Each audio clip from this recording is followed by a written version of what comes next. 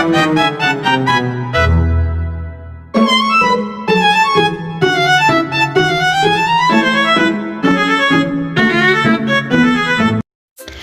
teman-teman, hari ini kita akan bahas salah satu teori penting dalam komunikasi antarpersonal, yaitu teori analisis transaksional. Teori ini membantu kita memahami bahwa komunikasi bukan cuma sekedar mengirim dan menerima pesan, tapi proses dua arah yang kompleks dan terus berlangsung.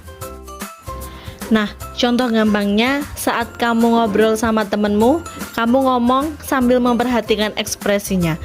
Lalu kamu langsung menyesuaikan intonasi atau topiknya. Nah, itu contoh dari analisis teori transaksional. Selanjutnya ada ciri-ciri dari teori ini.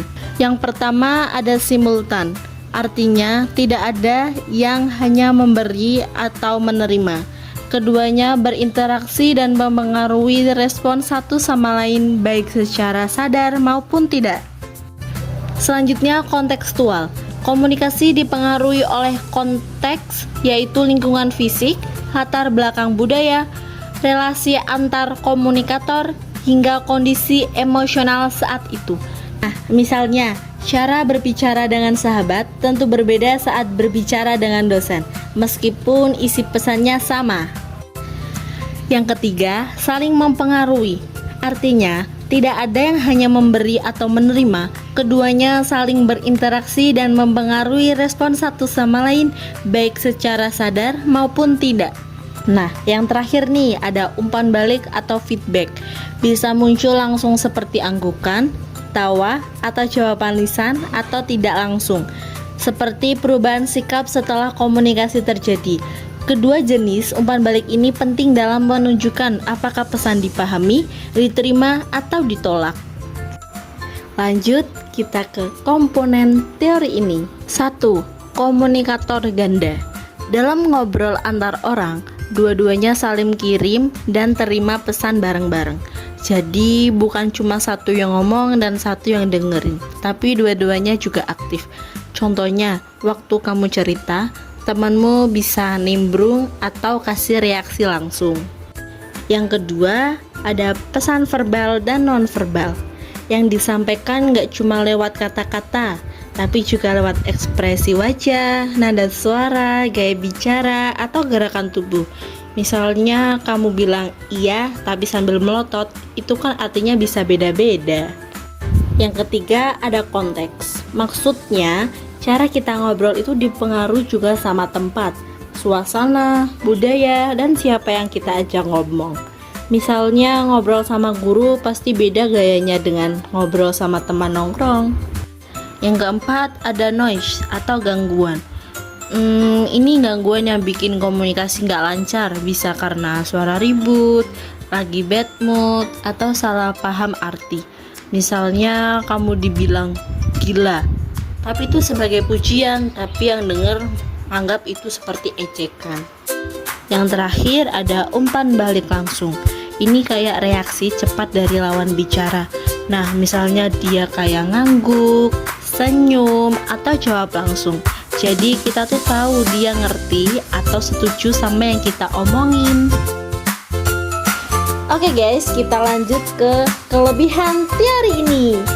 Yang pertama ada interaktif dan dinamis. Teori ini menggambarkan komunikasi sebagai proses dua arah yang berlangsungan secara simultan, mencerminkan kenyataan bahwa dalam percakapan yang nyata dan orang yang saling merespon dalam waktu bersamaan. Yang kedua ada menekankan konteks. Teori ini memperhatikan faktor-faktor lingkungan, budaya, dan latar belakang emosional yang mempengaruhi komunikasi sehingga lebih realistis dan kontekstual. Yang ketiga ada mengakui peran ganda. Dalam teori ini, setiap individu adalah komunikator ganda, pengirim dan penerima pesan secara bersamaan, mencerminkan sifat alami komunikasi interpersonal. Keempat, ada memperhatikan komponen verbal dan non-verbal. Teori ini mengaku bahwa pesan tidak hanya disampaikan disampaikan lewat kata-kata, tapi juga melalui ekspresi wajah, nada suara, dan bahasa tubuh. Yang kelima, memperhatikan komponen verbal dan nonverbal. Teori ini mengaku bahwa pesan tidak hanya disampaikan lewat kata-kata, tapi juga melalui ekspresi wajah, nada suara, dan bahasa tubuh. Nah, yang terakhir ada umpan balik langsung.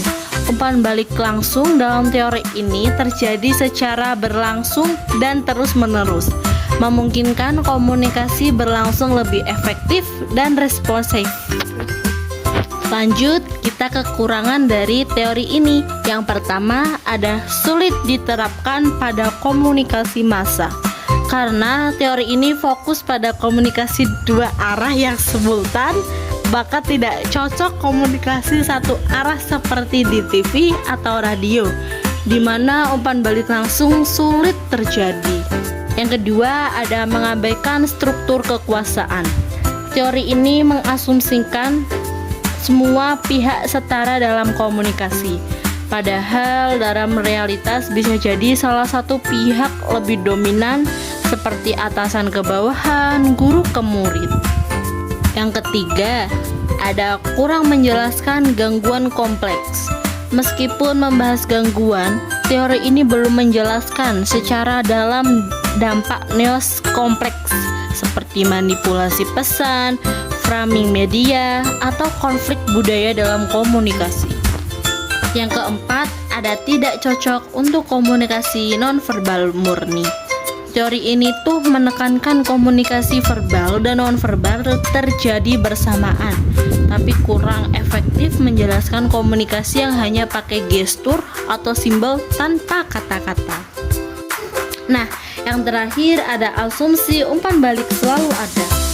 Teori ini mengandalkan selalu ada umpan balik langsung, padahal dalam situasi nyata, umpan balik bisa tertunda atau tidak diberikan sama sekali. Misalnya, komunikasi lewat pesan atau email dan teks.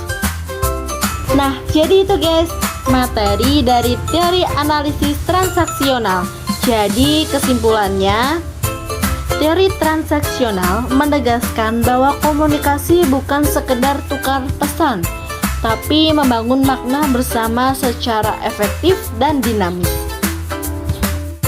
Dalam komunikasi antar personal, kita diharapkan menjadi komunikator yang tidak hanya bicara, tapi juga mendengar, merespon, dan memahami secara utuh.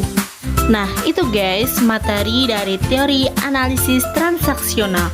Semoga materi tadi bermanfaat ya. Aku pamit undur diri, sampai jumpa. Bye-bye.